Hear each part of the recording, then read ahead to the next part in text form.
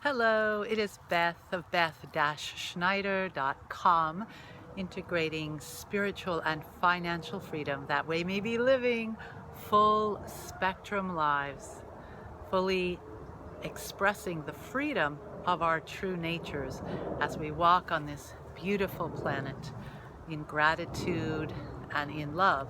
Always, at least for me, and I'm assuming too for you, since we have enough alignment that we're sharing this journey, we're in each other's fields. That's why we're here. We are here to expand, to awaken, to enlighten ourselves, and to make the physical experience of being in a body, which is not our natural self, for we are pure consciousness. We are the thoughts of God, if you will, and are having this physical integration with matter. We've taken on a physical form and inherently has the implication of being separate, because I'm in this separate body and it comes with a separate personality and ego structure.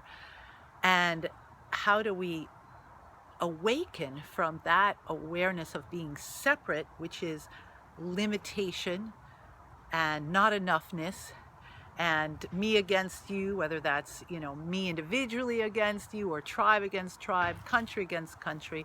But we see it all around us. It's in our entire history of humans in contention with each other and with the elements around them. And so that's what awakening is about, is waking up to the fact that there is only one, and we get to remind each other back and forth as we engage in the body, in an ego structure. We get to remind ourselves moment by moment of the truth of our infinite natures and express that, as we are choosing to do as digital entrepreneurs, to express that freedom in our independence, financial independence, our self-reliance of choosing to create, to direct our own lives as artists, gaining mastery in that ability. And so I've shared with you a little bit about a brilliant book that was brought to my attention by another mentor of mine, someone who works as a coach with the Six-Figure Mentors, Guy Ferdman. And when I was at the Black Retreat for the Digital Experts Academy in Mexico, which was amazing time with beautiful people, so inspiring, he introduced and suggested a book that had been really worthwhile to him, called The Rise of Superman by Steven Kotler. So I've shared with you some tidbits, and I'm going to share with you again, because I think for us who are choosing to make dramatic change in our lives, just like an extreme athlete, because that's what this book looks at, extreme athletes as extreme examples of going far beyond what seems humanly possible. And yet the principles can be applied to all of us in whatever lives that we are leading. And it's very powerful. Highly recommend it. But today, the one piece that I would like to share with you for your thoughts and reflections is the book focuses on the state of flow. It's been talked about a lot, in recent times by scientists, neurologists, but how people go into a state of flow. It's a sense of union with all that is. I mean, if you're a surfer, it's union with the wave. There's no separation awareness at all. And there's a sense of no more evaluation. You're just flowing with a moment by moment guidance from kind of a higher space of what's next. And in that flow state, amazing things are achieved. Super productivity, super feats that seem to defy human reason of what would normally be possible. And so this state of flow has it cycles, and there are four aspects to it. So the first is a challenge phase, where you have to experience that you're engaging in challenge. Let's say you're preparing for a final exam, so you're engaged in the challenge phase of studying for that test. Then the next phase is a release, where you have to just completely forget about it. Just relax, release, do something to take your mind completely off whatever it is that you've been engaged in the challenge of preparing for. And that pushes you over when you jump into the activity, in this example of taking the exam, of a flow state where you are one with the test. The answers are just flowing. It was based on your preparation in the challenge phase, and then detaching in the release phase. And then comes this, if we are blessed, the flow state. Without thinking any more about it, we're just in that incredible, almost like magical flow where magical things happen, extraordinary things, and we leap to this whole new level of accomplishment.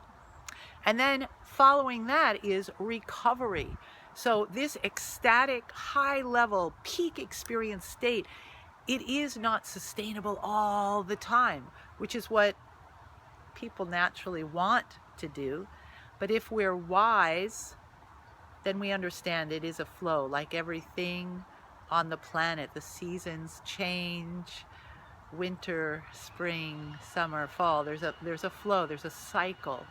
And so the same thing in this, to have this peak experience of acceleration to the next level of what we're capable of, we have to then go through recovery. And that's just, down, completely down time. And something that really spoke to me in the book was, it looks at, there's two different types of people who always see growth, possibility. It's just their inherent nature. They always see that more can be accomplished, more is possible.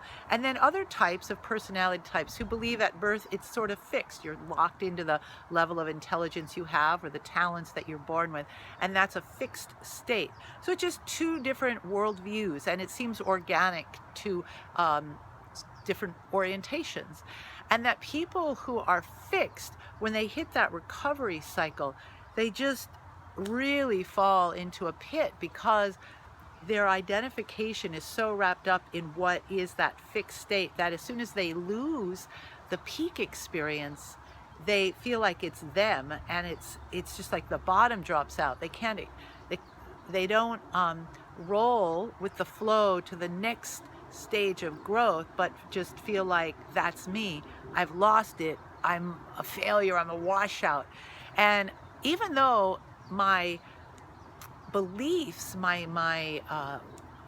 what I know to be the truth is always about growth and limitlessness, I do sense from having the way I responded and identified with when that was being talked about, that there's some kind of ego structure, personality structure that is rooted in something that's fixed. Because when I'm not in the peak high experience, I do become very discouraged. I feel so identified with it, like I've messed up, what's wrong? Instead of just understanding that it's part of a cycle and it rolls back. So it was very helpful information. One, to identify myself and how I'm operating at a very basic primal level, and to really understand, though, the cycles involved in riding the flow state, which is the optimum state for expanding into grander versions of ourselves, to experience extraordinary things in our lives, and to achieve the visions that we hold. So I hope this is helpful to you. I bring it to you with much gratitude for life itself, for your presence. Thanks for watching. Love to hear your thoughts. And namaste. The divine in me acknowledges the divine in you. So we walk this journey together. So peace from Beth the Sybil, and I'll speak with you soon.